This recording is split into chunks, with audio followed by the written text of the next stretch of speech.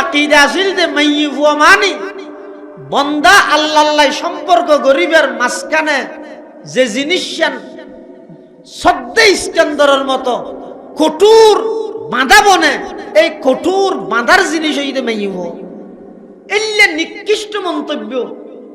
আগর আরবত কিছু গোত্রত এমন প্রচলন আছিল যে মেয়ে ফুয়ারে জীবিত মাটির নিচে দাফন করে দিত। তার মানে মারিয়ের গাইত নয়, গাড়িয়ে মারত দে গইদে মারিয়ের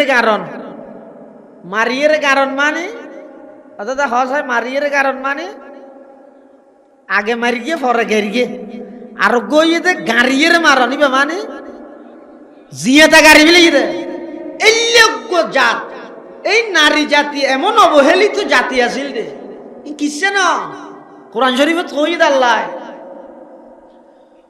ওয়াইদা বুশিরা আহাদুহুম বিল উনসা যাল্লা ওয়াজহুহু মুসওয়াদ্দান ওয়া হুয়া কাযীম ইয়াতাওয়ারা মিনাল কওমি মিন সুই মা বুশিরা বি আয়ুমসিকুহু আলা হুনিন আম ইয়াদুসসুহু ফিত তুরাব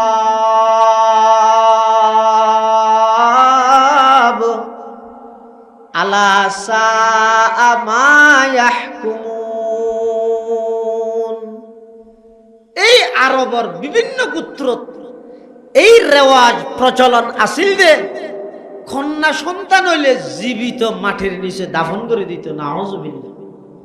ইসলাম আইরে এমন সুসংবাদ দিয়ে দে, আল্লাহর পয়গম্বরে আয় নারী জাতির এমন ইজ্জত প্রতিষ্ঠা করিয়ে দে, স্বামী স্ত্রী হইলে আল্লাহ হুন্না লিবাসুল লাকুম ওয়া আনতুম লিবাসুল লাহুন্না।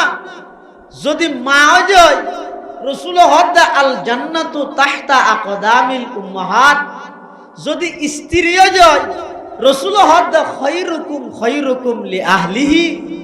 এভাবে ইসলাম আয় আল্লাহর পয়গম্বরের নারী জাতির এমন ইজ্জত সম্মান বর্ণনা করিয়ে দে, শেষ পর্যায়ে আয় রাসূল সাল্লাল্লাহু আলাইহি ওয়াসাল্লাম বয়ান ফরমাতে যেই অভিভাবক দুইজন কন্যা সন্তান লালন পালন করি আদব কায়দা শিখে উপযুক্ত পাত্রর হাতত সুন্নত তরিকায় বিবাহ শাদীর ইন্তজাম করাই দিব, ওই দুইজন কন্যা সন্তান লালনকারী পিতা আমি নবীর সাথে জান্নাত একসাথে থাকব। সুবহানাল্লাহ।